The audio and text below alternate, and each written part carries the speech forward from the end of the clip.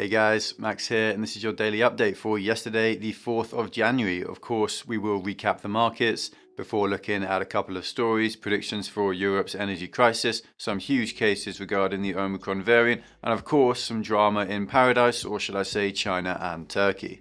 So what actually happened in the markets? Well, they had a pretty tough day. Up until yesterday, things had been looking pretty positive for the year, consistent, albeit small gains were getting to be commonplace again. But yesterday we saw a bit of a tech rout that hurt some of the more popular stocks.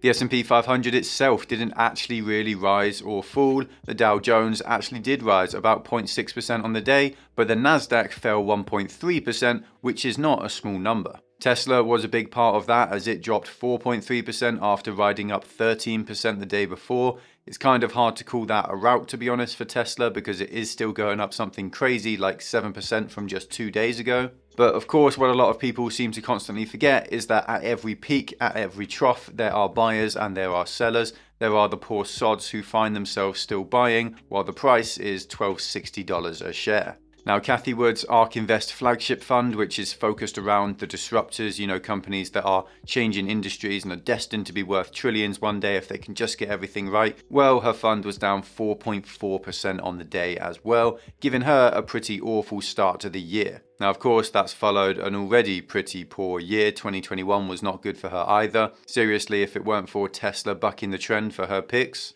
then her fund would be in an absolute state right now. But then again, actually, if it weren't for Tesla in the first place, her fund wouldn't have ever been in the news anyway. Anyway, another fund that tracks newly public companies, so those who have recently gone public via SPAC, IPO, or direct listing over the last year or so, think Coinbase and Robinhood and the like, well, that index fell 4% as well. Now, this tech rout really shouldn't be surprising if you've been paying attention. It's actually been going on for about 9 months now, and it's been focused around NASDAQ companies. The reason no one is really talking about this in general is because the losses are being made up for by the gains of the big tech stocks like Apple, Tesla's, Google's, and Amazon's. So the NASDAQ itself is actually up on the year, but most stocks in the NASDAQ are down by quite a lot. This start to the year has been the worst start since 1995 for growth stocks, and I feel that just might set the tone for the year to come. You guys know me, you know that I believe price matters and that valuation matters, and I know we're only 5 days into the new year, so it's far too early to be calling trends.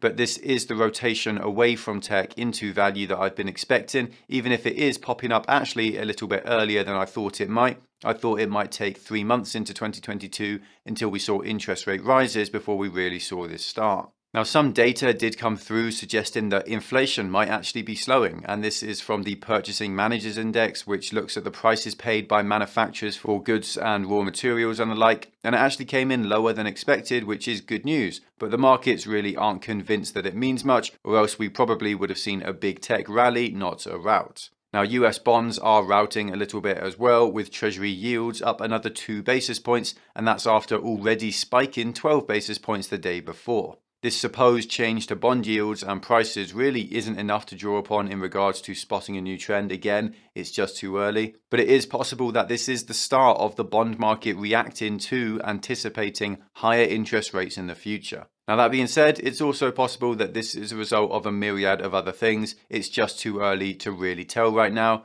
We actually saw a similar spike in bond yields in the UK, with 10-year yields rising 11 basis points, though they are still lagging the US. And other than that, markets were pretty tame, to be honest. Gold rose almost 8%, now sitting at just under $15 an ounce. Oil is sitting just under $80 a barrel, as it has been for weeks now. The crypto markets had a slight dip, followed by a slightly smaller spike, resulting in a slightly poor day. Bitcoin is sitting at almost exactly $46,000 at the time of me making this video. Ethereum sitting just above $3,800, so no major changes there either. Now, China drama, of course, never seems to stop popping up, and today is no different. So, starting off with Tencent, that mega Chinese tech company, and the fact that they're selling their holding in a Singaporean online gaming company called Singapore Sea. They've sold about $3 billion worth of shares, which caused their share price to drop by 11% over the course of one day, which is obviously not great for the shareholders of Singapore Sea.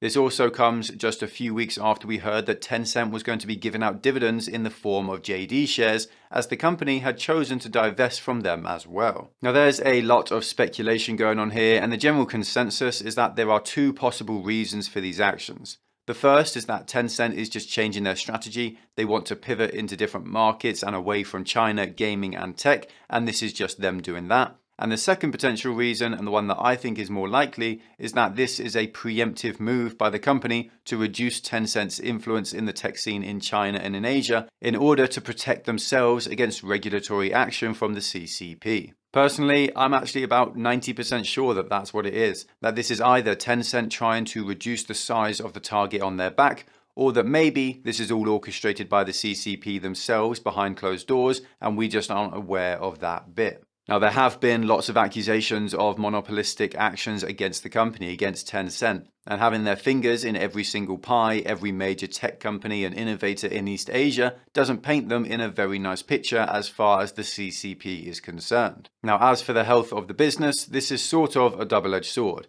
It will be good for Tencent if it allows them to shake off the pursuit from the CCP. If they're allowed to operate as normal, then this will be great news for them. But these are solid investments for the company, and they're sacrificing future growth, revenues and profits to chase this idea. So if the CCP continue to crack down on Tencent regardless of these actions, then they would have damaged their prospects for no good reason. Now, in more China's debt-ridden bubble isn't going so well news, an asset management firm that actually went bad 9 months ago has just started trading again, and it's not looking very good. This firm, Haorong Asset Management, found themselves in trouble in early 2021 as they had an awful lot of debt and no way to pay it off. You might be sensing a pattern here with China. That seems to be the case everywhere you look. But anyway, trading of the firm's stock was put on hold as the situation was helped by the CCP. And the CCP basically orchestrated a bailout by some other companies and themselves, and it was actually mostly successful so far for the most part. They got a $6.6 billion rescue package sorted, mostly from state-backed investors like CITIC Group and the actual physical Chinese Ministry of Finance, so this is very close to being a bailout, which the CCP does not want to be seen doing. Anyway, the firm's shares started trading again for the first time in 9 months yesterday, and on the first active day, the share price fell by 45%. That's obviously not good news, but it's not exactly unexpected either. China has actually had a really tough start to the new year, and it's probably going to continue like this throughout 2022. Now, if there's another place I'd really rather not visit for fear of being blindfolded and taken away in a van, it is of course Turkey. And as usual, there are more problems emerging. Now, what's actually going on? Well, Turkey's attempts to get people to hold on to their lira to stop the currency from continuing to devalue forever have so far been completely unsuccessful. Foreign currency deposits in Turkey were revealed to be the highest they've ever been, right as Erdogan is trying to curb foreign currency demand. Citizens of the country absolutely love dollars. Crazy, I know, considering the money printing going on in the US over the last 2 years, but in comparison, the US dollar is literally a dream come true. Even less desirable but at least stable currencies like the euro and pound seem to be in high demand in Turkey, and it's no surprise why. Why wouldn't you just change all of your cash out of lira? The chances are it could stop your family from starving. Now obviously people are unhappy about the state of things, and Erdogan is starting to worry a little bit, so he's come out and made a speech where he warned people against protesting against his government. He said he will teach those people who take to the streets a lesson, just like he taught those who participated in a coup a few years ago a lesson as well. Now these are pretty stern words, especially considering how 250 people were killed during that coup about 5 years ago now. And finally, as if things in Turkey were just looking a little bit too idyllic, the government decided to try some good old-fashioned financial fraud just to ensure not a single soul had any faith in their government at all. Basically, the Central Bank of Turkey was expected to publish losses of $5 billion over the course of the last year. On the final day of the year, however, on the 31st of December, the central bank logged $10 billion of profit, which completely wiped out the entire year's losses and meant the central bank had made $5 billion in a year. This is absolutely incredible stuff. No, literally, it's incredible as in not credible. There are basically two real possibilities here. Either the central bank sold $10 billion of their foreign reserves, about 15% of everything they have, in a single day, or the central bank is lying. To be perfectly honest, I don't know which is worse. Either the central bank is running out of money and at this rate will have nothing left in foreign reserves by July 2022, or the government is just committing one of the largest financial frauds of all time right in front of our eyes. Some Turkish citizens, including one rather confused commenter on my videos, seems to think that this supposed profit is going to be spread out amongst the people of Turkey and that it will erase all the pain over the last year because the titles media organizations are going for sort of suggest that. Sadly though, that isn't the case and this profit is minuscule. It's enough to give each Turkish citizen about $120 each, which is a few days' salary for the average person, and that's if the money were distributed amongst the populace, which of course it isn't going to be. The commenter on this video seemed to think that this meant no one in Turkey had lost money over the last year. They thought that now everyone was in profit after this one trade by the central bank, but that just isn't the case. Now, in virus updates, daily cases are skyrocketing all over still, but hospitalizations and deaths are remaining pretty low, which is great to see. We've also just heard about a brand new variant being identified in France. Now, the US has reported over 1 million new cases in one day, but that was a spike of data from slowdowns in previous days, so it's not really quite as bad as it seems, though case numbers are still very high. This is, of course, just after the holiday period. Lots of people travelled, lots of people met with friends and family, and so this has all been expected for the most part. The silver lining is, of course, that deaths are not rising at the same rate as cases, and the media, for the most part, seems to have finally got the right end of the stick. In the UK, a place where COVID policy has sort of been a halfway house between that of the stricter areas like Europe or Asia and the looser areas like North America, we've just seen our Prime Minister come out and say that this Omicron wave can likely just be ridden out and that we don't need stricter rules to combat it. Really, this all comes down to the fact that the severity of the virus is tame enough that hospitals aren't being overwhelmed, hospitalizations aren't rising too quickly, and deaths aren't really coming up much at all. This is obviously great news to hear, to be honest. Our media over here have been calling for lockdowns constantly and trying to pressure the authorities to act in their favoured manner, but thankfully they failed and good sense has really won out. The bad news here isn't really anything to do with Omicron, because there isn't really anything bad to do with Omicron that's coming out right now. But there has been another new variant found in France. It's super early days, and the reality is there are usually a couple new variants each month. We just mostly don't hear about them because most of them never really catch and spread. It is technically possible that this one takes hold and becomes Omicron Mark II, but most people are just ignoring this, and I think that's a totally fair thing to do right now. Wait until we know more before we either get $1 million on our margin accounts or sell all our positions. Now finally, we have gas and energy prices in Europe, which have been adding to the already high levels of inflation across the continent. Now the gist of it is, it's winter and there's lots of demand for gas and energy in Europe, but there isn't much supply, so prices have been rising.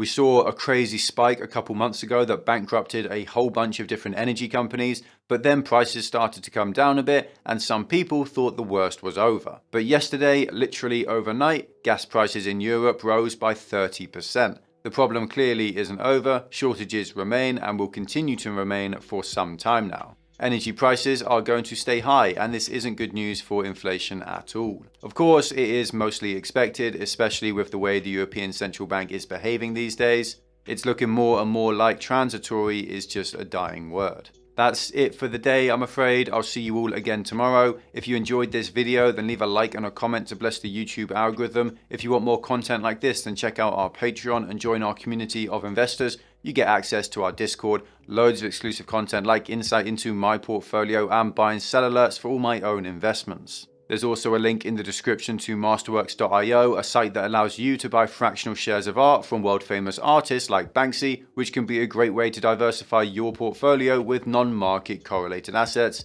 It's completely free to sign up, you don't have to buy anything, you don't have to hand over any card information, so if that sounds interesting, then make sure to check it out. There's also a link in the description to BLOCKFI, which will give you up to $250 in free Bitcoin when you use it. You can also get 9% interest on stablecoins like USDC, which is a far higher rate than you'll get from any savings account these days. Just make sure not to use Tether. Thank you all for watching, thanks for the support, stay stoic, until next time.